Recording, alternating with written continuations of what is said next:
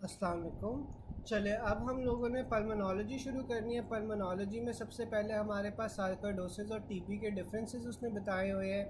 उम्मीद है ये आप लोगों को पहले ही आते होंगे। जो सार्कोइडोसिस है इसमें आपके पास नॉन केजिएटिंग ग्रैनुलोमास बनते हैं। आपको फीमेल्स के अंदर एरिथीमा निडोजम मिलता है, हाइपरकैल्सीमिया मिलेगा, बायलैटरल सिमेट्रिकल हाइलाइट लिम्फेडिनोपैथी होगी। और जो सार्कोइडोसिस है माइक्रोस्कोपिकली आप किस तरह डिफ्रेंशिएट कर सकते हो, non caseating granuloma is greater then granuloma with asteroid bodies. इसमें जो टाइप ऑफ सेल्स इन्वॉल्व होते हैं वो टी लिम्फोसाइट्स होते हैं। अच्छा, मुझे कोई बता सकता है कि टी लिम्फोसाइट्स की कौन सी सब टाइप इन्वॉल्व होगी? सार्कोइडोसिस में टी लिम्फोसाइट्स की कौन सी सब टाइप इन्वॉल्व होगी?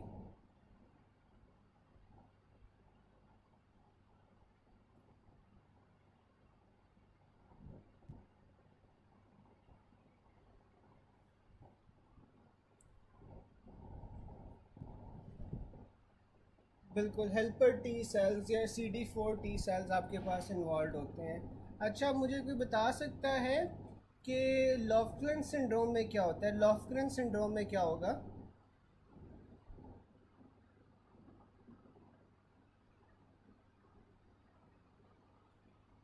लॉफ्ग्रेन सिंड्रोम में क्या होता है?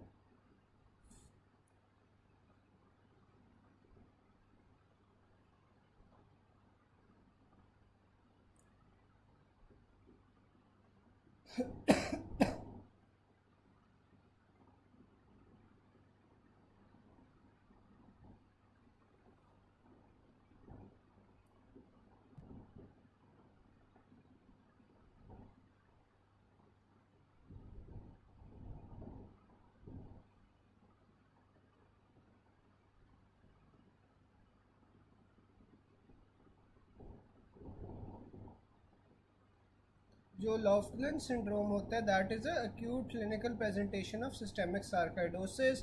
इसमें आपके पास ट्रायड होता है, जिसमें आपके पास फीवर, एरिथीमा न्यूडोजम और बायलैटरल हाइलर लिम्फेडिनोपैथी होती है। ठीक है। लॉफ्ग्रेन सिंड्रोम में आपके पास क्या होता है? अक्यूट सिस्टेमिक सार्कोइडोसिस होता है, जिसमें आपको ट्रायड मिलता है, फीवर, एरिथीमा न्यूडोजम और बायलैटरल हाइलर लिम्फेडिनोपैथी का। और इसमें बिल्कुल माइग्रेटरी पोलीआर्थराइटिस भी होता है। माइग्रेटरी पोलीआर्थराइटिस भी होता है। ठीक है। फिर आपके पास आ जाता है, याद रहेगा ना आप? बिल्कुल, डॉक्टर सफ़ाना सही बता रही हैं। चलें, उसके बाद हमारे पास आ जाता है a scenario of a person with rash on forearms, hilar lymph non-caseating granuloma, तो सार्कोइडोसिस है। Most characteristic finding of sarcoidosis females में क्या होती है? एरिथीमा नोडोजम होती है। Sarcoidosis is diagnose microscopically by non caseating granuloma. Schaumann bodies भी आपको सार्कोइडोसिस में मिल रही होती हैं। फिर आपके पास interstitial lung diseases with non caseating granuloma और हाइलाइट नोड्स, आपके पास सार्कोइडोसिस आता है। जबकि केजेटिंग ग्रैनुलोमा में आपके पास टीबी आएगा। ग्रैनुलोमा विद येलो पिगमेंट में आपके पास एक्टिनोमाइकोसिस आ जाता है। ग्रैनुलोमा विद एब्सेस में भी एक्टिनोमाइकोसिस होगा। ग्रैनुलोमा अगर सुपरेशन के साथ हुई है तो सुपरेशन के अंदर आपके पास नोकार्डिया फंगस होगा। जो गॉन कॉम्प्लेक्स होता है वो आपके पास प्राइमरी टीबी में बन रहा होता है। फिर आपके पास आ जाता है epithelioid cells and tuberculous granuloma derive from macrophages. आपको पता है कि जो ट्यूबरकुलोसिस होती है उसके कैरेक्टरिस्टिक फीचर में एपिथेलियोइड सेल्स आ जाते हैं। एपिथेलियोइड सेल्स आपके पास जो ग्रैनुलोमास में होते हैं वो कहाँ से बन रहे होते हैं? जॉइंट मैक्रोफेजेस से आपके पास ये एपिथेलियोइड सेल्स बन रहे होते हैं। प्राइमरी टीबी ग्रैनुलोमा कॉम्प्लेक्स के अंदर आपके पास एक ग्रैनुलोमा होता है सराउंडेड बाय लिम्फेटिक्स, और इसी को आप गॉन कॉम्प्लेक्स कहते हो। A patient with cervical lymphadenopathy, chest x ray में आपको बायलैटरल हाइलर लिम्फेडिनोपैथी मिली है। बायोप्सी के अंदर आपको केजिएटिंग एपिथेलियोइड ग्रैनुलोमास मिले हैं। तो ये आपके पास टीबी का सिनेरियो है। A 49-year-old female with shortness of breath and dry cough is found to have hilar lymphadenopathy on chest. X-ray biopsy of one of the lymph nodes reveals non-caseating granuloma. तो non caseating granuloma आपके पास sarcoidosis में आता है। Caseous necrosis अगर दिया होगा तो आपके पास टीबी हो जाएगा। ठीक है। उसके अलावा फिर सार्कोइडोसिस के अंदर आपके पास जो टी लिम्फोसाइट्स होते हैं, स्पेशली जो CD4 टी लिम्फोसाइट्स होते हैं वो बड़े होते हैं, An alcoholic female presented with cough with hemoptysis, history 4 kg, weight loss in the last 4 months. On examination temperature 38.5 है, प्लोरेटिक चेस्ट पेन है, चेस्ट एक्सरे के अंदर आपके पास बायोलैटरल हाइलर लिम्फेडिनोपैथी आ रही है, एल्वियोलर वॉश में एपिथेलियोइड सेल्स आ रहे हैं। तो एपिथेलियोइड सेल्स जहाँ भी आएंगे आपने टीबी को सिलेक्ट करना है। करेक्टरिस्टिक ऑफ टीबी ग्रैनुलोमा क्या होता है कि आपको एपिथेलियोइड सेल्स मिलते हैं। Most diagnostic test for TB आपके पास क्या होता है, PCR is greater than acid fast bacilli is greater than caseous necrosis. तो डायग्नोस्टिक टेस्ट के लिए आपने सबसे पहले PCR को प्रेफर करना है, PCR नहीं है तो AFP और फिर केसीएस नेक्रोसिस। अगर वो हिस्टोलॉजिकल पूछ लेगा तो हिस्टोलॉजिकल में आपके पास epithelioid cells greater than caseous necrosis, जबकि अगर माइक्रोस्कोपिक पूछ लेगा तो माइक्रोस्कोपिक के अंदर आपके पास caseous is greater than epithelioid sales.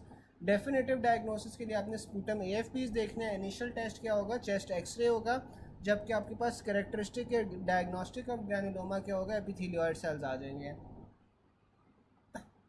अच्छा, फिर वो बता रहा है कि best microscopic feature of to diagnose TB आपके पास क्या होगा, माइक्रोस्कोपी की अगर वो बात करेगा तो हमने केजियस नेक्रोसिस को चूज़ करना है। Scenario of TB caseous necrosis आपके पास है तो डायग्नोस्टिक टेस्ट उसके लिए क्या होगा, PCR होगा which is greater then AFP। Definitive diagnosis में आपने क्या करवाना है, स्पूटम AFPs करवाने हैं। And old patient with weight loss, patches in lungs, haemoptysis और एपिथेलियोइड सेल्स तो आपने फिर AFBs करवा लेने हैं। Inguinal lymphadenopathy, patient was having TB, definitive investigation for diagnosis आपके पास क्या होगी, AFPs होंगी स्पूटम की।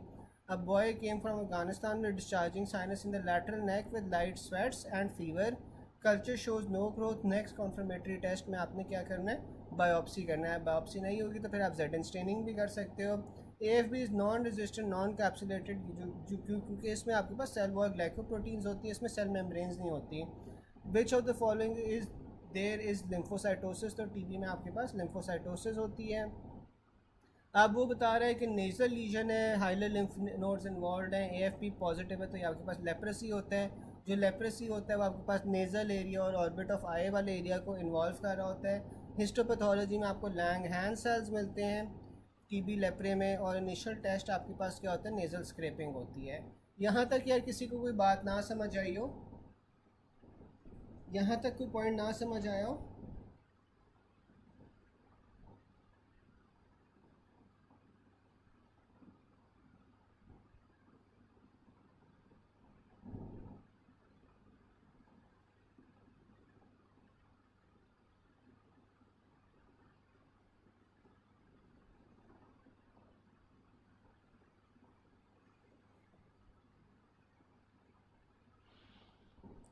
चलें, फिर हमारे पास आ जाते हैं a patient present with fever cough since the last 1 month.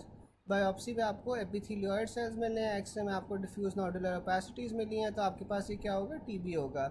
Cough, sore throat, low grade fever and large cervical lymph nodes, x-ray chest पे आपको हाइलर लिम्फेडिनोपैथी मिली है, को टीबी हो गया। Patient complaint of low grade fever, night sweats, haematuria, urine आरी में आपको RBCs मिले हैं, अल्ट्रासाउंड अनरिमार्केबल है तो ये आपके पास टीबी हो जाएगा।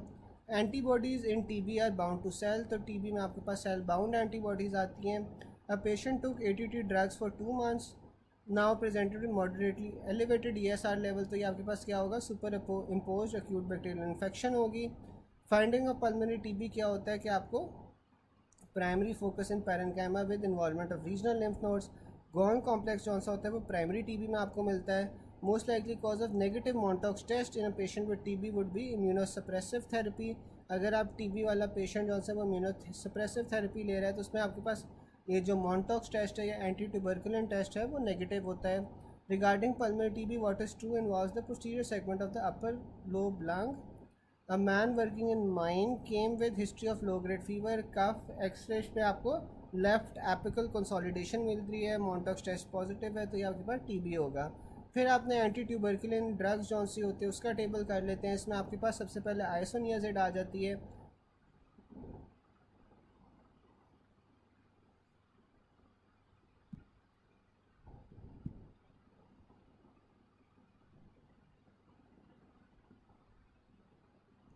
अच्छा, मुझे कोई बता सकता है कि लैंग हैंड सेल्स कहाँ पे होते हैं और लैंगर हैंड सेल्स कहाँ पे होते हैं, वो मुझे बता सकते हैं?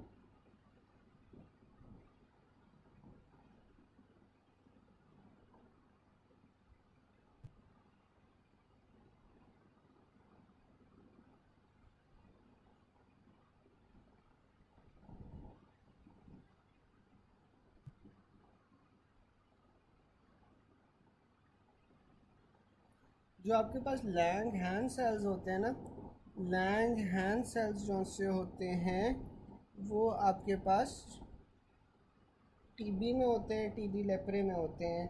जबकि आपके पास जो लैंगर हैंड सेल्स है ना, लैंगर हैंड सेल्स आपके पास एक टाइप ऑफ डेंड्रिटिक सेल्स होते हैं जो कि आपके पास स्किन में, म्यूकोजा में मिलते हैं, which play a part in immune system, ठीक है। और ये आपके पास जो से होते हैं ना, क्या करते हैं, एंटीजन्स को कैप्चर करते हैं, और ये एंटीजन प्रेजेंटिंग सेल्स होते हैं। जो लैंगर हैंड सेल्स हैं वो आपके पास एंटीजन प्रेजेंटिंग सेल्स होते हैं। जो लैंग हैंड सेल्स हैं वो आपके पास, बिल्कुल ठीक है, जैसे डॉक्टर लुबना कह रही हैं कि स्किन मैक्रोफेजेस होते हैं, ठीक है, तो ये एंटीजन प्रेजेंटिंग सेल्स होते हैं, डेंड्रिटिक सेल्स होते हैं बेसिकली, ठीक है। तो ये आपके पास एंटीजन प्रेजेंटिंग सेल्स होते हैं, जबकि जो लैंग हैंड सेल्स है वो आपके पास टीबी में मिलते हैं, ठीक है।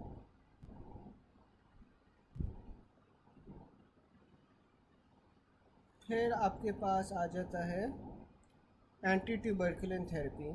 अब patient on ATT can't differentiate between red and green, तो आपके पास ये कौन सा सेल, कौन सा ड्रग रिस्पॉन्सिबल होता है, आपके पास इथाम्ब्यूटॉल होता है, ठीक है। अब आइसोनियाजिड देख लेते हैं। आइसोनियाजिड जौन सा होता है वो पेरिफेरल न्यूरोपैथी करवा रहा होता है, साथ में हेपेटाइटिस करवा रहा होता है, ठीक है। और इसकी प्रिवेंशन के लिए आप पेरिडॉक्सिन या B6 देते हो। फिर आपके पास रिफैम्पिसिन आ जाता है। रिफैम्पिसिन जौन सा होता है ऑरेंज रेड कलर सिक्रीशंस करवा रहा होता है, इसमें ट्रीटमेंट नहीं चाहिए होती। फिर इथाम्ब्यूटॉल आता है। इथाम्ब्यूटॉल आपके पास ऑप्टिक न्यूराइटिस करवा रहा होता है या कलर ब्लाइंडनेस करवा रहा होता है। इसमें आपने जौन सा है रिड्यूस डोज कर लेनी है, या फिर आपने रीनल इम्पेयरमेंट की अगर हो रही है तो फिर आपने डोज एडजस्ट करनी है, चेंज कर देनी है। फिर आपके पास पायराजिनामाइड आ जाता है। जो पायराजिनामाइड है वो आपके पास हेपेटाइटिस, फोटोसेंसिटाइजेशन, हाइपरयूरिसीमिया और गाउट करवा रहा होता है। जबकि जो आपके पास स्ट्रेप्टोमाइसिन है, स्ट्रेप्टोमाइसिन से आपके पास वेस्टिबुलर या एट्थ नर्व का डैमेज होता है, और ये आप हाल ही तब यूज़ करते हो जब मल्टी ड्रग रेजिस्टेंस हो जाती है और कॉन्ट्रा इंडिकेटेड होता है प्रेगनेंसी के अंदर। विच of the following is not safe in pregnancy, तो आपके पास वो स्ट्रेप्टोमाइसिन होती है। जो स्ट्रेप्टोमाइसिन होती है वो बॉडी से एलिमिनेट हो जाती है विदाउट सिग्निफिकेंट मेटाबॉलिज्म। इथाम्ब्यूटॉल जौन सी होती है वो ऑप्टिक न्यूराइटिस करवा रही होती है, आंखों को इफेक्ट कर रही होती है और कलर ब्लाइंडनेस करवाएगी, ठीक है। फिर आपके पास आइसोनियाजिड होती है। जो आइसोनियाजिड होती है ये आपके पास isoniazid induced hepatic injury increase by N acetylcysteine deficiency. तो अगर आपके पास एन एसिटाइलसिस्टीन डिफिशिएंसी होगी तो आपके पास जो आइसोनियाजिड इंड्यूस हेपेटिक इंजरी है उसके चांसेस ज़्यादा हो जाएंगे। अच्छा, ये अब जो एन एसिटाइलसिस्टीन होता है ये क्या, इसका क्या रोल होता है, एन एसिटाइलसिस्टीन का क्या काम होता है, कोई बता सकता है?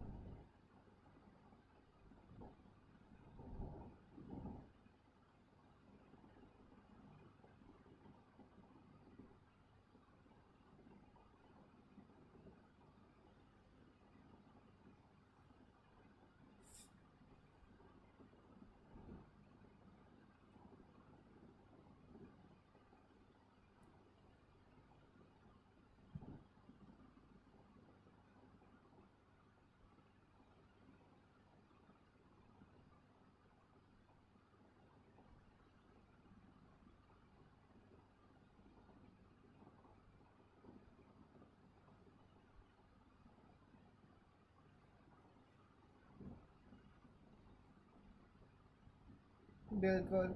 जिस इसका क्या काम होता है कि एक तो ये एसिटामाइनोफिन या पैरासीटामोल जौन सा होता है उसकी ओवरडोज के अंदर यूज़ होता है, और साथ में ये जौन सा होता है वो यूज़ होता है कि जो थिक म्यूकस होता है उसे पतला करने के लिए यूज़ होता है। तो ये ना आप सिस्टिक फाइब्रोसिस या COPD के अंदर आप देते हो, ठीक है।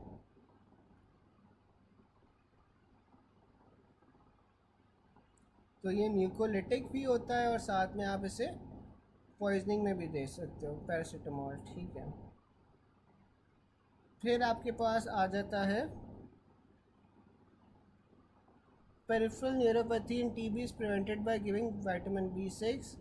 A patient on ATT pins and needle sensation, what should you give, तो आपने B6 देना है। A patient on ATT drugs presents with pins and needle sensation, तो आपने आइसोनियाजिड को स्टॉप कर देना है। फिर रिफैम्पिसिन आ जाता है। रिफैम्पिसिन में red yellow red orange colour secretions आपके पास आ जाती हैं। फिर ये एक सवाल आता है अक्सर, क्या female on anti TB drugs using OCPs but still conceives, तो आपके पास कौन सा ड्रग रिस्पॉन्सिबल होगा? रिफैम्पिसिन होगा। A patient undergoing TB treatment complains of orange pink discolouration of urine, तो इसमें रिफैम्पिसिन रिस्पॉन्सिबल है। पायराजिनामाइड में आ जाता है कि स्वेलिंग है, हाइपरयूरेसीमिया है, तो आपके पास ये पायराजिनामाइड होगा। फिर आपके पास आ जाते हैं why are anti TB drugs given in combination, तो कॉम्बिनेशन में आप इसलिए देते हैं ताकि रेजिस्टेंस ना मर्ज हो पाए। फिर आपके पास आ जाता है which anti TB drug is bacteriostatic, तो आपके पास वो इथाम्ब्यूटॉल होती है जो बैक्टीरियोस्टैटिक होती है। बैक्टीरियोसिडल में आपके पास पैराजिनामाइड और रिफैम्पिसिन आ जाती हैं। आइसोनियाजिड की दोनों प्रॉपर्टीज़ होती हैं। Isoniazid is bactericidal for bacilli in rapidly dividing stage, जबकि आइसोनियाजिड जो बैक्टीरियोस्टैटिक होती है वो होती है for bacilli in stationary phase. फिर आपके पास आ जाती है जो मीज़ोथीलियोमा होता है वो एस्बेस्टोस के साथ रिलेटेड होता है। मीज़ोथीलियोमा में आपके पास एस्बेस्टोस आ जाता है, लेकिन एस्बेस्टोस में भी आपके पास bronchogenic carcinoma is greater than mesothelioma. Bronchogenic carcinoma की जो सबसे कॉमन कॉज होती है वो स्मोकिंग होती है, ठीक है। फिर आपके पास आ रहा है कंस्ट्रक्शन फैक्ट्री वो ऑक्यूपेशनल कार्सिनोमा, आपके पास एस्बेस्टोस आ जाता है, जबकि कोल माइनिंग सैंड ब्लास्टिंग में आपके पास सिलिकोसिस आ जाएगा। अगर हाली कोल माइनिंग होगा तो उसमें आपके पास नीमोकोनियोसिस आ जाता है। A patient working in demolition of old buildings develop dyspnoea, chest x ray के अंदर आपको डिफ्यूज इंटरस्टिशियल फाइब्रोसिस मिली है, लंग्स पे आयरन स्टेन स्ट्रिंग अपीयरेंस मिली है, तो ये आपके पास एस्बेस्टोसिस होगा। A 59 year old construction worker history of asbestos exposure, तो एस्बेस्टोस एक्सपोजर के अंदर आपके पास मैलिग्नेंट मीज़ोथीलियोमा आ जाता है। Fibrovascular tissue leak with layers of mesothelium, तो आपके पास ये लंग होगा। A student was given a slide of microscopic examination, he concluded it to be mesothelium epithelium, तो मीज़ोथीलियम आपके पास जौन सी होती है ना वो लंग को कवर कर रही होती है। A rock crusher developed hilar lymphadenopathy on biopsy, आपको बायोफ्रिंजन पार्टिकल्स आर प्रेजेंट, तो आपके पास वो सिलिकोसिस होगा। Asbestosis is form of from the roof, आपको एस्बेस्टोसिस जौन सा होता है वो रूफ्स के अंदर यूज़ होता है इंसुलेशन के अंदर, लेकिन ये इफ़ेक्ट करती है आपके पास basis of the lower lobes. Silica और कोल जौन से होते हैं वो आपके पास बेस से होते हैं, लेकिन ये इफ़ेक्ट आपके पास रूफ या अपर लोब्स को कर रहे होते हैं। फिर आपके पास एस्बेस्टोसिस आ जाता है associated with ship building, roofing और प्लम्बिंग, ये इफेक्ट कहाँ पे करता है? ये आपके पास लोअर लोब्स को इफेक्ट कर रहा होता है। Associated with increased incidence of lung cancer, जिसमें आपके पास bronchogenic carcinoma is greater than mesothelioma. फिर आपके पास बाकी जितने भी है ना वो सारे के सारे आपके पास अपर लोब्स को इफेक्ट कर रहे होते हैं सिवाय एस्बेस्टोसिस के। तो जो बेरिलियोसिस है, बेरिलियोसिस आपके पास एरोस्पेस इंडस्ट्रीज़ में या मैन्युफैक्चरिंग इंडस्ट्रीज़ में मिलता है, और ये आपके पास अपर लोब को इफेक्ट कर रहा होता है। फिर आपके पास granulomatous on histology and therefore occasionally responsive to steroids. फिर आपके पास एंथ्रेकोसिस आ जाती है, जो एंथ्रेकोसिस होती है वो आपके पास इनहेलेशन ऑफ कार्बन डस्ट की वजह से होती है, अर्बन एंडेमिक एरियाज़ के अंदर होती है और इसका कोई हार्म नहीं होता। फिर कोल वर्कर नीमोकोनियोसिस आ जाता है। कोल वर्कर नीमोकोनियोसिस जौन सा होता है वो अपर लोब को इफेक्ट कर रहा होता है। वो क्यों होता है? कोल डस्ट की इनहेलेशन की वजह से, विच कंटेन्स वो कार्बन एंड सिलिका, इसे आप ब्लैक लंग डिजीज़ भी कहते हैं। फिर आपके पास सिलिकोसिस जौन सा है वो अपर लोब को इफेक्ट कर रही है, associated with glass manufacture, stone cutters के साथ एसोसिएटेड होती है। इसमें आपके पास क्या होता है कि जो मैक्रोफेजेस की एबिलिटी होती है टू फेगोसिटाइज वो कम हो जाती है, जिस वजह से आपके पास टीबी की डेवलपमेंट के चांसेस होते हैं। ये सिलिकोसिस टीबी के साथ एसोसिएटेड होती है। इसमें आपको एक्शेल कैल्सिफिकेशन मिलेगी on off hilar lymph nodes, ठीक है। यहाँ तक या किसी को कोई चीज़ ना समझ आई हो? यहाँ तक कोई चीज़ ना समझ आई हो?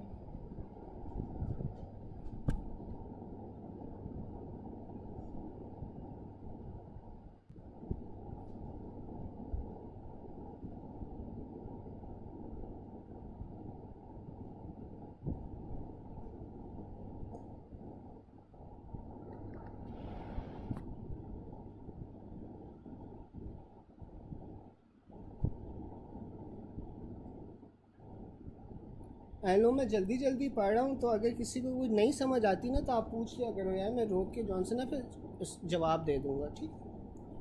फिर हमारे पास आ जाता है a non-smoker patient presented with chest heaviness, cough and hemoptysis. On investigation he was diagnosed as a case of lung cancer. तो इसमें आपके पास रेडॉन एक्सपोजर आ जाता है जब स्मोकिंग की हिस्ट्री नहीं होती। इन सच scenario if a person is smoker prefers smoking, otherwise radon. फिर आपके पास आ रहा है an old man with no other risk factors had non-productive cough for 2 months, now presented with blood-streaked sputum. On examination he has bilateral V's. chest x-ray पे आपको 5 centimeter hilar mass मिला in the left lung with hemorrhagic pleural effusion. sputum में आपको hyperchromatic pleomorphic cells मिल रहे हैं। फिर scanty cytoplasm। तो इसमें आपके पास क्या डायग्नोसिस होगा? Radon exposure. फिर आपके पास कौन सा है? एस्बेस्टोसिस आ जाता है। अब जो एस्बेस्टोसिस है इसमें आपके पास लोअर लंग के लोब जौन से हैं वो इफ़ेक्ट होते हैं। हमने पढ़ा था कि ये रूफ से आता है और लोअर लोब को इफ़ेक्ट कर रहा होता है। तो lower lobe lesion in plumber man आपके पास एस्बेस्टोसिस होगा। तो एस्बेस्टोसिस जौन सा होता है वो कैंसर के साथ भी रिलेटेड होता है। इसमें bronchogenic carcinoma greater than mesothelioma. A patient works on demolition of old buildings, develop dyspnea. chest x-ray में आपको diffuse interstitial fibrosis मिला है और साथ में आपके पास लंग्स में आयरन स्टिंग एंड बीड्स आपको मिल रहे हैं, तो ये एस्बेस्टोसिस आ जाएगा। फिर a patient who is indulged in demolition of old buildings develop dyspnea recently. chest x-ray में आपको diffuse interstitial fibrosis मिला है लंग्स में bilaterally और इसमें भी आपके पास आयरन स्टिंग एंड बीड आपको अपीयरेंस मिल रही है, तो ये एस्बेस्टोसिस हो जाएगा। Asbestosis causes pleural mesothelioma. A smoker patient was having interstitial lung disease और प्लूरल प्लेग्स, तो ये आपके पास फिर एस्बेस्टोसिस आ जाएगा। फिर सिलिकोसिस और टीबी आ जाता है। जो कोल माइनिंग सैंड ब्लास्टिंग होती है उसमें आपके पास सिलिकोसिस होता है। Man inhaling silica for 6 years develop cough cells में आपको क्या मिलेगा? फॉरेन बॉडी जाइंट सेल्स आपको मिलेंगे इसमें। और a patient working in mine with cough fever weight loss tuberculin test positive है, हाइलर लिम्फेडिनोपैथी है, तो ये आपके पास टीबी है। A man working in a coal mine with history of low grade fever dry cough weight loss. Chest x ray में आपको right apical consolidation मिली है, मॉन्टॉक्स टेस्ट पॉजिटिव मिला है, ESR 90 है, तो ये आपके पास टीबी हो जाएगा। A 40-year-old mine worker admitted with complaints of progressive breathlessness, productive cough, night sweats and weight loss for 2 months. Chest X-ray reveals hilar lymphadenopathy, tuberculin test was positive. तो इसमें आपके पास डायग्नोसिस क्या बनेगा? सिलिकोसिस का। फिर आपके पास आ रहा है a man with weight loss and lesion in lung now presented with hemoptysis and histology shows small cell clusters. तो ये आपके पास स्मॉल सेल कार्सिनोमा का एरिया। स्मॉल सेल कार्सिनोमा में जो कॉजेटिव एजेंट होता है वो आपके पास स्मोकिंग होती है। A coal worker presented with shortness of breath and fatigue for the past 1 month. Chest X-ray shows pleural effusion and nodular opacities, तो ये आपके पास न्यूमोकोनियोसिस होगा। फिर आपके पास आ जाता है फार्मर है, राइट लंग कैल्सिफिकेशन है, तो ये आपके पास फार्मर्स के अंदर कौन सा है? एस्परजिलोसिस होता है, ठीक है। अब इसमें डिसऑर्डर्स लिखे हुए हैं, सोर्स लिखा हुआ है और एंटीजेंस लिखे हुए हैं। जो फार्मर लंग होती है, फार्मर लंग के अंदर आपके पास सोर्स क्या होता है? मोल्डी है या ग्रेन डस्ट होती है। और इसमें जो आपके पास एंटीजन या एजेंट रिस्पॉन्सिबल होता है वो आपके पास माइक्रोस्पोरा फीनी होता है और साथ में एस्परजिलस। जी डॉक्टर जोया, क्या सिनेरियो था जेड एन स्टेनिंग का? आप मुझे बताओ, मैं एक्सप्लेन कर देता हूँ।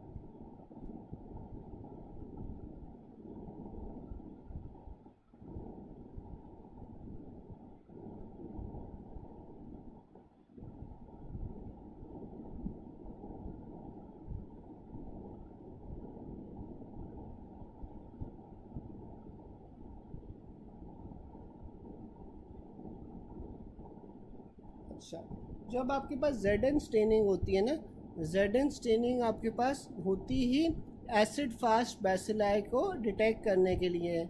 जैसे आपके पास टीबी हो गया, ठीक है। तो ये जो आपके पास एसिड फास्ट स्टेनिंग वो सॉरी, जो आपके पास ये जेड स्टेनिंग होती है ना, जेड स्टेनिंग होती ही आपके पास एसिड फास्ट बेसिल है, जैसे कि टीबी के लिए है, ठीक है।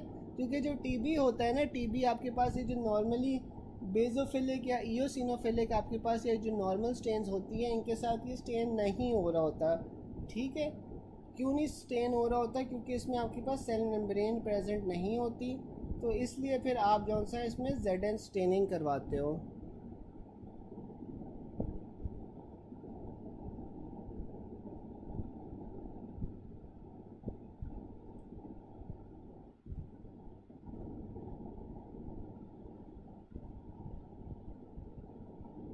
डॉक्टर जोया समझ आ गया?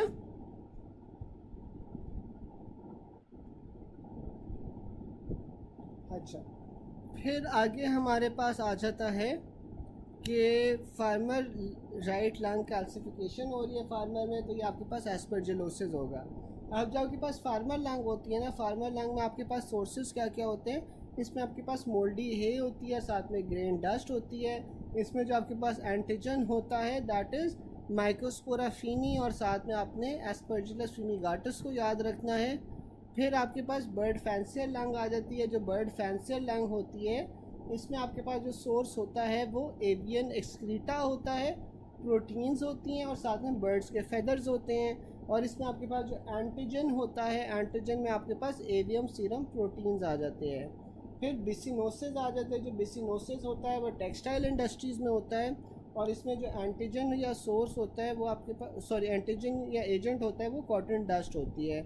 फिर आपके पास इन्हेलेशन फ़ीवर आ जाता है, ह्यूमिडिफायर फ़ीवर, ये आपके पास एयर कंडीशनिंग की वजह से होता है, और इसमें आपके पास जो एजेंट होता है वो थर्मोफिलिक एक्टिनोमाइसिड्स होते हैं।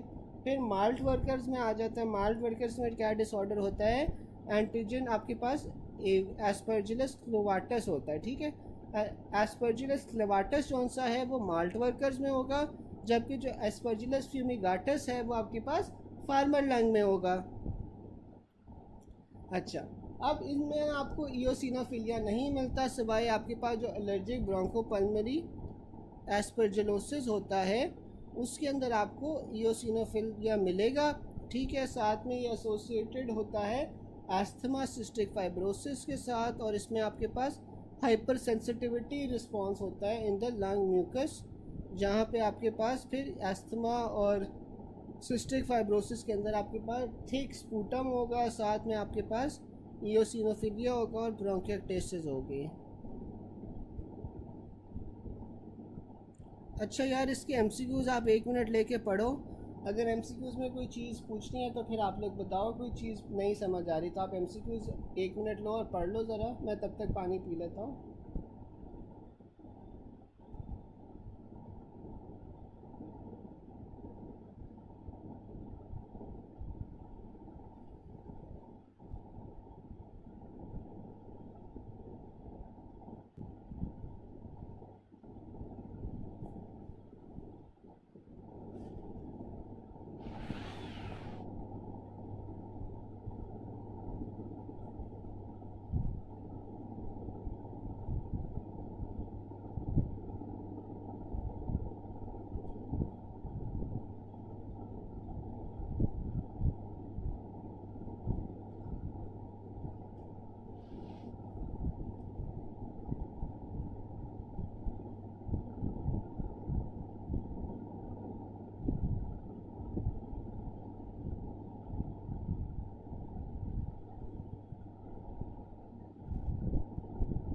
अच्छा यार, इन एमसीक्यूज़ में से किसी को कोई क्वेश्चन हो, कोई चीज़ ना समझ आई हो?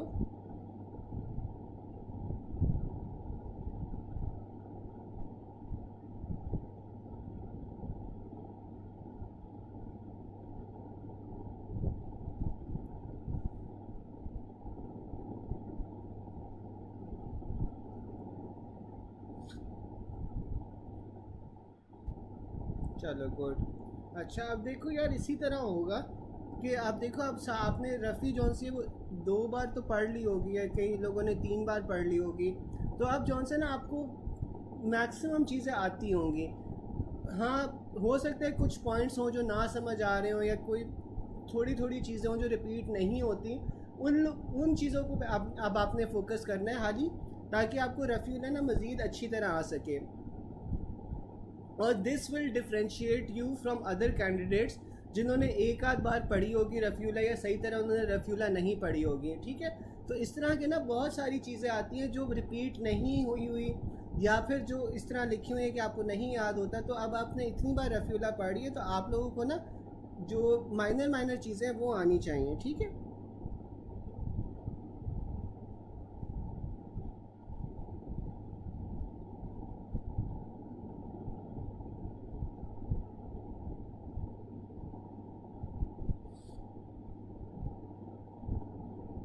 नहीं, जो कॉइन लाइक लीजन है ना, कॉइन लाइक लीजन के अंदर आपने एस्परजिलोसिस को ही चूज़ करना है। मुझे एक सेकंड सिनेरियो भी देखने दो।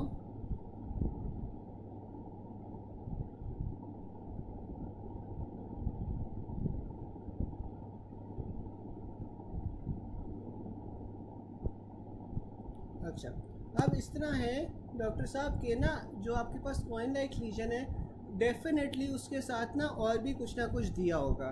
ऐसा नहीं हो सकता कि हाल ही आपको कॉइन लाइक लीजन दी हो and they expect you to reach to a diagnosis. ठीक है, क्योंकि जो कॉइन लाइक लीजन है ना वो आपके पास दोनों के अंदर हो सकती है। आपके पास टीबी में भी हो सकती है, सार्कोइडोसिस में भी हो सकती है। लेकिन अब सार्कोइडोसिस जो है ना उसके अंदर एक एरिया होता है जो कैल्सिफिक, वो कैल्शियम की वजह से ना वो हाइपर कैल्सीमिक हो जाता है। वहाँ पे बेसिकली ना आपके पास वाइट कलर की कॉर्न लाइक लीजन आ रही होती है। ठीक है, जबकि जो आपके पास टीबी होता है, टीबी के अंदर वो कॉइन लाइक लीजन जो सी होती है वो गोन कॉम्प्लेक्स वाले एरिया पे बन रही होती है। ठीक है, तो दोनों में जो सा है ना वो कॉजेज़ अलग होती हैं। आपने बाकी जो चीज़ें दी होंगी ना सिनेरियो के अंदर उन पे फोकस करना है। कॉइन लाइक लीजन दोनों में हो सकती है।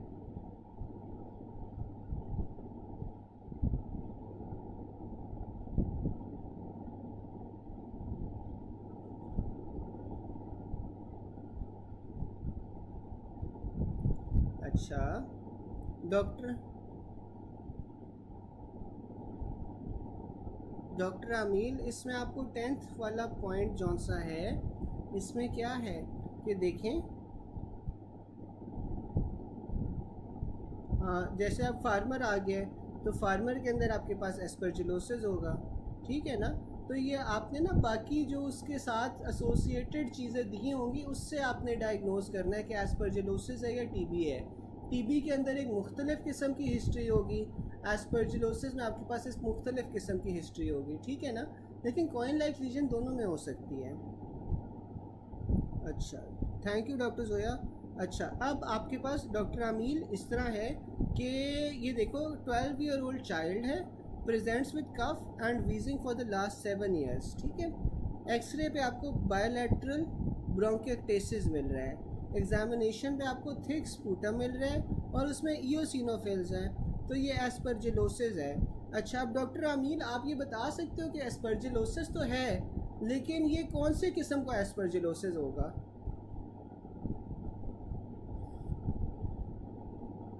ये किस किस्म का एस्परजिलोसिस होगा डॉक्टर अमील?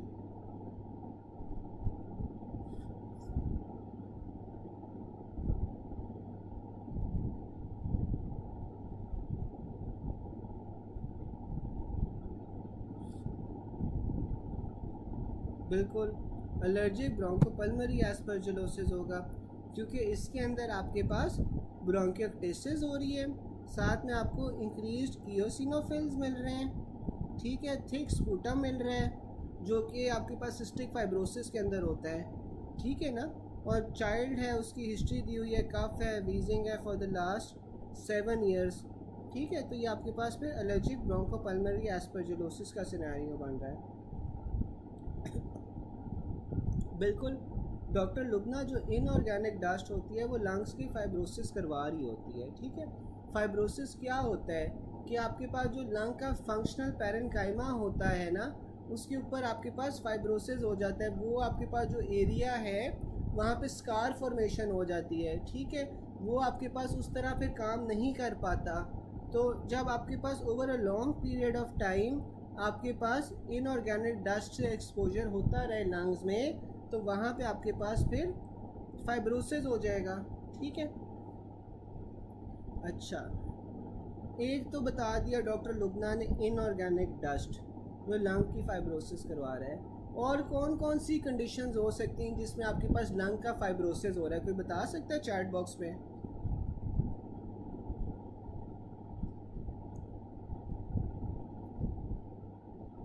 कोई चैट बॉक्स में बता सकता है कि और कौन कौन सी कंडीशंस होंगी जिसमें आपके पास लंग फाइब्रोसिस होगा?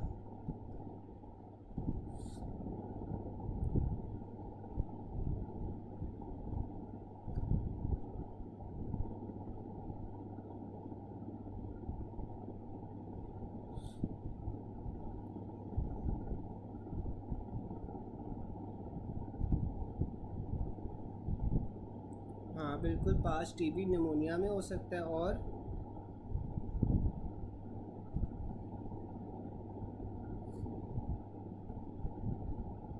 निमोनिया में हो सकता है। अच्छा, ये जितनी भी आपके पास रिस्ट्रिक्टिव लंग डिजीज़ेज़ होती हैं ना, जितनी भी आपके पास रिस्ट्रिक्टिव लंग डिजीज़ेज़ होती हैं, सारों के अंदर आपके पास फाइब्रोसिस हो रहा होता है।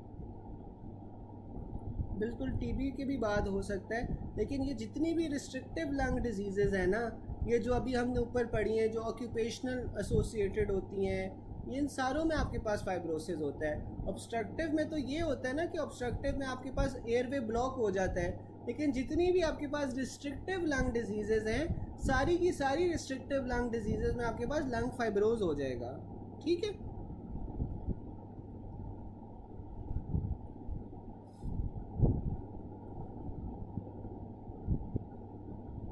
हाँ, रिस्ट्रिक्टिव में न्यूरोमस्कुलर भी आ सकती हैं, बिल्कुल सही कह रहे हो आप। हाँ, इसमें न्यूरोमस्कुलर भी आ सकती हैं, लेकिन जो ऑक्यूपेशनल एसोसिएटेड रिस्ट्रिक्टिव होती हैं ना, जो ऑक्यूपेशन से एसोसिएटेड होती हैं, जिसमें कोई फॉरेन पार्टिकल्स आ रहे हैं, उन सारों में आपके पास फाइब्रोसिस होगा।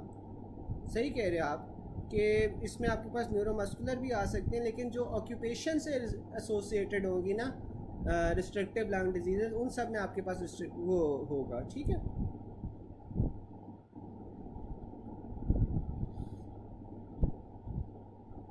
फिर आपके पास आ जाता है COPD patient, oxygen pressure at 10 centimetre और वाटर पीप आपके पास 24 आवर्स में वुड कॉज नीमोथोरेक्स। ठीक है।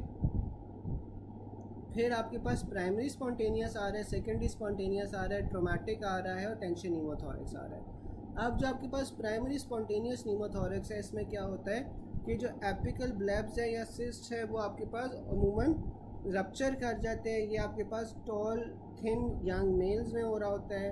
फिर आपके पास सेकेंडरी स्पॉन्टेनियस आ रहा होता है। जो सेकेंडरी स्पॉन्टेनियस होता है, ये आपके पास किसी डिजीज्ड लंग की वजह से होता है, जैसे आपके पास एम्फीसीमा में बुला बन गए हैं, या फिर मैकेनिकल वेंटिलेशन में जिसमें आपने हाई प्रेशर से बेरोट्रामा करवा दिया, उसमें सेकेंडरी स्पॉन्टेनियस होगा। फिर आपके पास ट्रोमेटिक नीमोथोरेक्स आ जाता है। जो ट्रोमेटिक नीमोथोरेक्स है, वो आपके पास कॉज्ड बाय ब्लंट इंजरी, जैसे कि रिब फ्रैक्चर हो गया या फिर पेनिट्रेटिंग या गन शॉट इंजरी। ठीक है। फिर आपके पास टेंशन नीमोथोरेक्स आ जाता है। जो टेंशन नीमोथोरेक्स है, वो उसमें आपके पास ये तीनों में से कोई भी हो सकता है। इसमें जो एयर है वो आपके पास प्लूरल स्पेस को एंटर तो कर सकती है, लेकिन एग्जिट नहीं कर सकी। इसमें आपके पास ट्रैप्ड एयर जॉन से वो ज़्यादा हो जाएगी, टेंशन नीमोथोरेक्स होगा। इसमें जो ट्रेकिया है वो डिविएट कर जाता है away from the affected side. ठीक है। आपको चेस्ट साउंड जॉन से वो हाइपर रेजोनेंट मिलेंगी, क्योंकि यहाँ पे लंग में हवा जमा हुई है। A man given hyperbaric oxygen for 24 hours developed dyspnea and goes into respiratory distress, तो इसमें आपके पास spontaneous pneumothorax होगा। A patient came to ER with shortness of breath and sharp chest pain.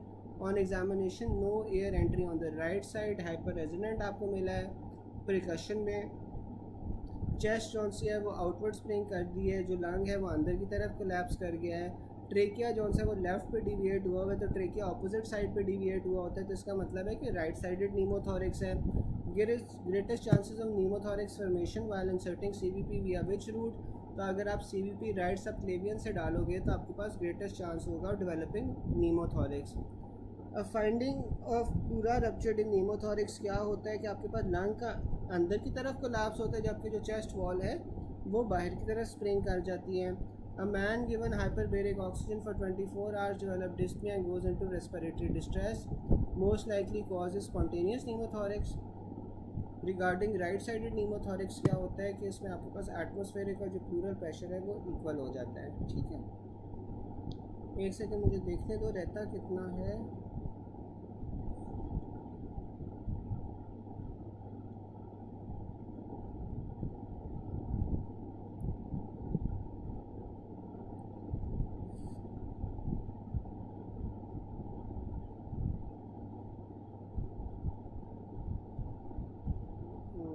ये तो काफ़ी रहते हैं, 10 पेज रहते हैं।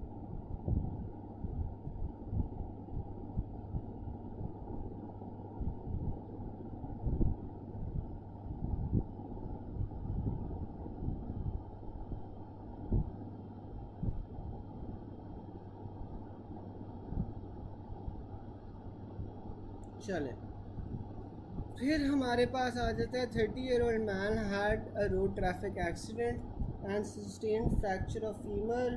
2 days लेटर उसे सडन ब्रेथलेसनेस हुई है, तो ये आपके पास फैट एम्बोलिज्म है। अब जो आपके पास चलें, अब आपके पास जो पल्मरी एम्बोलिज्म है ना, पल्मरी एम्बोलिज्म में आपके पास most important cause of sudden death होती है, यूजुअली अकरिंग इन इमोबिलाइज या post operative patients and in those in congestive heart failure, ठीक है। तो जो आपके पास पल्मरी एम्बोलिज्म होता है ना, अच्छा डॉक्टर कॉकब, डॉक्टर लुबना, मसला पता है क्या है कि मुझे लगता है कि आप लोगों को टेबल्स जौन से हैं ना वो ऑलरेडी आते होंगे। आई डोंट थिंक कि इस स्टेज पे आके कोई ऐसा बंदा होगा जिसे टेबल्स नहीं आते होंगे। तो ये कोशिश करते हैं कि जो डिफरेंट वाले एमसीक्यूज़ हैं ना वो एटलीस्ट एक बार देख लो, क्योंकि वही होता है कि इस स्टेज पे आके वही होंगे जो आपको कुछ ना कुछ कंफ्यूज करेंगे या तंग कर रहे होंगे। टेबल्स तो मुझे लगता है पहले ही आप लोगों को आते होंगे जितनी बार आपने पढ़ लिया है, ठीक है। तो देखते हैं, करते हैं, जितना हो गया सही है, वरना बाद में कर लेंगे यार, कोई मसले वाली बात नहीं है। फिर आपके पास जौन सा है पल्मरी एम्बोलाई आ जाता है। जो पल्मरी एम्बोलाई है ना, that is the most important cause of sudden death, usually occurring in immobilized post operative patients and those with congestive heart failure। तो जो आपके पास पल्मरी एम्बोलिज्म होता है ना वो आपके पास सडन डेथ करवा रहा होता है, ये आपके पास ज़्यादातर immobilized पोस्ट ऑपरेटिव पेशेंट्स में होता है और जिनमें कंजेस्टिव हार्ट फेलियर होता है। फिर आपके पास आ जाता है immobilization leads to venous thrombosis in the lower extremities, thrombus breaks away and travels to pulmonary artery. Treat आपने किस तरह करना है, हाइपरबेरिक ऑक्सीजन से। फिर आपके पास आर्टीरियल एम्बुलस आ जाती है। The arterial एम्बुला usually arise from mural thrombus. तो जो आर्टीरियल थ्रोम्बाई होते हैं वो म्यूरल थ्रोम्बस से आपके पास अराइज हो रहे होते हैं। म्यूरल थ्रोम्बस क्या होता है, जो आपके पास थ्रोम्बस जो हार्ट के चेम्बर के साथ या मेजर आर्टरी के साथ लगा होता है। और इसमें आपके पास जो एग्जांपल आ जाती है वो आ जाती है कि आपके पास branches of the carotid artery, most frequently the middle cerebral artery leading to cerebral infarction आ जाती है। फिर फैट एम्बुलस आ जाता है। जो फैट एम्बुलस है, these are particles of bone marrow and other fatty tissue as a result of severe fractures. तो आपके पास जो फैट एम्बुलिज्म है उसमें आपके पास बोन का फ्रैक्चर हो रहा होता है और इसमें आपके पास जौन सा होता है फैटी टिश्यू वो इन्वॉल्व होता है। फिर आपके पास एयर एम्बुलस आ जाता है। जो एयर एम्बुलस होता है वो क्यों होता है, due to entering into the circulation as seen in penetrating chest injury या फिर क्रिमिनल अबॉर्शंस में आपको मिलेगा। Also seen in deep sea divers या decompression sickness who return to the surface too rapidly. फिर आपके पास एमनियोटिक फ्लूइड एम्बुलिज्म आ जाता है। जो आपके पास एमनियोटिक फ्लूइड एम्बुलिज्म होता है उसमें क्या होता है कि जब आपके पास जो एमनियोटिक फ्लूइड है वो मैटरनल सर्कुलेशन के अंदर लीक कर जाए, ठीक है, इसके थ्रू आपके पास एक कोगुलेशन प्रोसेस एक्टिवेट हो जाता है जिसकी वजह से आपके पास डीआईसी हो जाएगा। अगर आप शॉर्टनेस ऑफ ब्रेथ आपके फ्रैक्चर देखोगे तो उसमें आपके पास फ्लैट एम्बोलिज्म होगा। डीप सी डाइवर्स के अंदर आपके पास एयर एम्बोलिज्म होगा। प्रेग्नेंट लेडीज़ लेबर या पोस्टपार्टम के अंदर आपके पास एमनियोटिक फ्लूइड होगा। और शॉर्टनेस ऑफ ब्रेथ अगर लाइंग डाउन पे हो रही है तो ये आपके पास रेट्रोस्टर्नल गोइटर आ जाएगा। अब मुझे कोई बता सकता है कि फ़ैट एम्बोलिज्म के आपके पास सिम्टम्स जौन से हैं वो कितने अरसे बाद डेवलप होना शुरू होते हैं। फ़ैट एम्बोलिज्म के सिम्टम्स आपके पास कितने अरसे बाद डेवलप होना शुरू होंगे।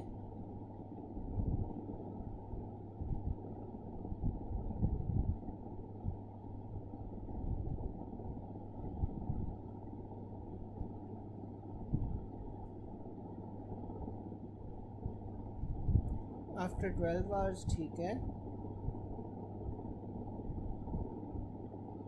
अच्छा, अब मुझे कोई बता सकता है, प्रेग्नेंट लेडी है जिसे लेबर पेन्स हैं और ऑब्स्ट्रक्टेड लेबर है, वो हॉस्पिटल रीच करने से पहले पहले शी डाइड, तो इसमें आपके पास कौन सा एम्बोलिज्म होगा?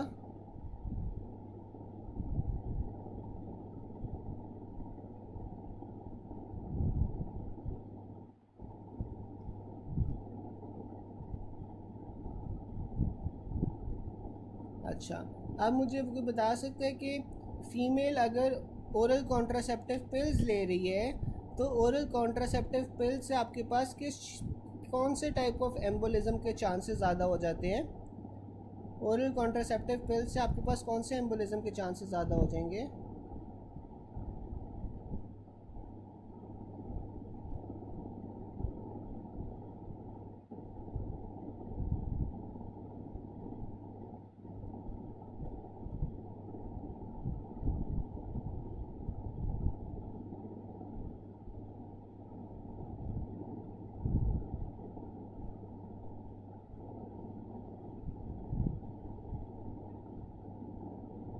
हाँ, आप सही कह रहे हो, थ्रोम्बो एम्बोलिज्म होगा, लेकिन थ्रोम्बो एम्बोलिज्म अगर आपके पास नहीं दिया होगा तो आप पल्मोनरी एम्बोलिज्म को भी चूज़ कर सकते हो, ठीक है। क्योंकि जो थ्रोम्बस है वो आपके पास इवेंचुअली पल्मोनरी आर्टरी में जाएगा, वहाँ पे ब्लॉकेज करवाएगा। तो अगर आपके पास थ्रोम्बो एम्बोलिज्म का ऑप्शन नहीं है तो आप पल्मोनरी एम्बोलिज्म भी चूज़ कर सकते हो। फिर आपके पास अगर एक पेशेंट है, पेशेंट की सर्जरी हुई है और सर्जरी के बाद उससे डिस्पनिया, चेस्ट पेन, साइनोसिस हो रहा है, तो ये कौन से किस्म का एम्बोलिज्म होगा?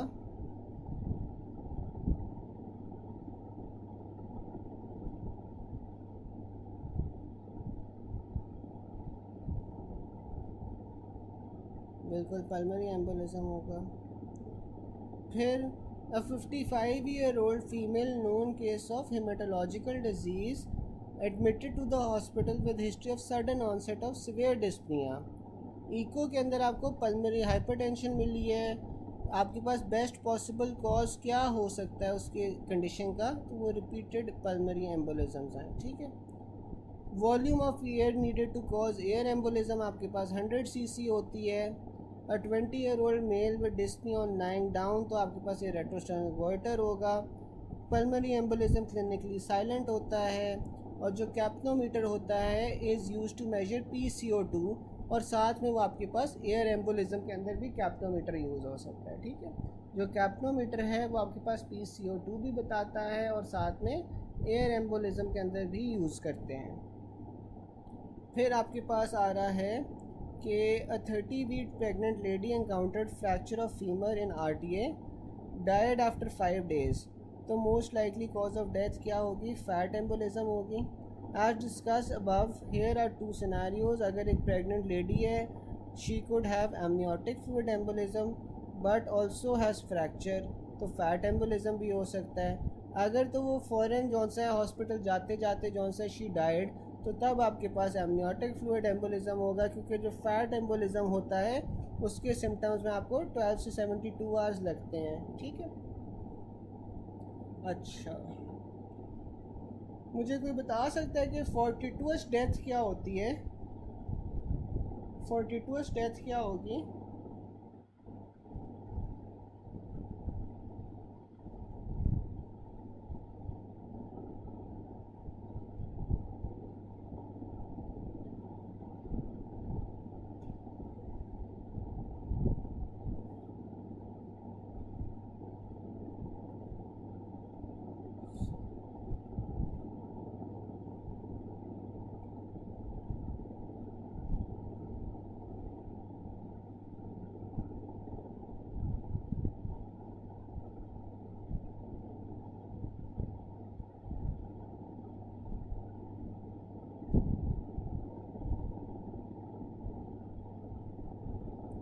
बाकी कोई बता सकता है?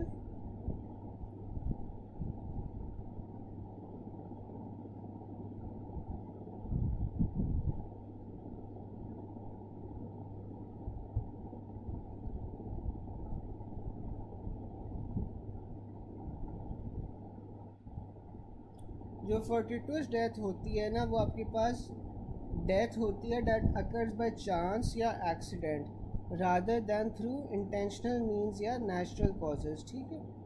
तो जो आपके पास 42 डेथ होती है वो एक्सीडेंट की वजह से या चांस की वजह से हो सकती है रादर देन आपके पास कोई नेचुरल कॉज हो, ठीक है, या कोई अनफोर्सीन सर्कमस्टांसिस की वजह से आपके पास डेथ हो जाए तो वो आपके पास 42 डेथ होती है।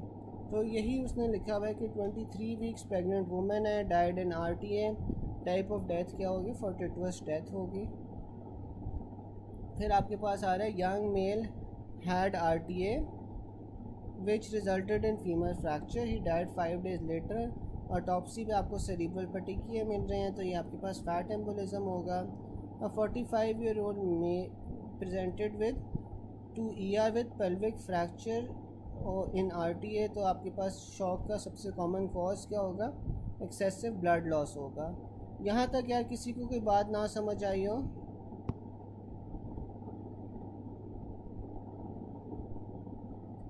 यहाँ तक कोई बात ना समझ आई हो?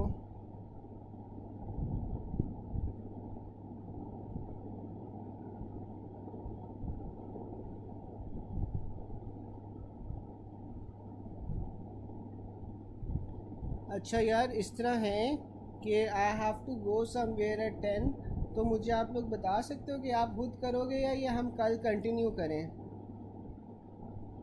मुझे ये बता सकते हो कि आप लोग खुद कर लोगे या ये कल कंटिन्यू करें यहीं से?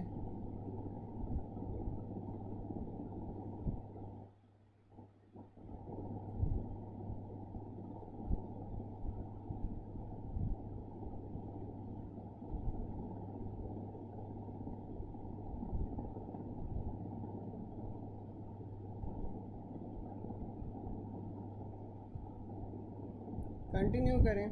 चलो फिर कल ना यहीं से हम कंटिन्यू करेंगे, साथ में हम 2 चैप्टर्स ना और कर लेंगे, ठीक है। कल मैं आप लोगों को बता दूंगा, कल 2 चैप्टर्स, ठीक है, कल ना 2 चैप्टर्स और कर लेंगे और ये वाला भी आज हम कल हम ख़त्म कर लेंगे, ठीक है गैस। आप लोग बाकी जितना आज पढ़ा है वो आप एक, ठीक है, कल कंटिन्यू कर लेंगे। तो उसके बाद ना फिर ये है कि कल 2 चैप्टर्स और कर लेंगे और कल फिर ये भी कर लेंगे, ठीक है गैस। फिर अल्लाह हाफ़िज़।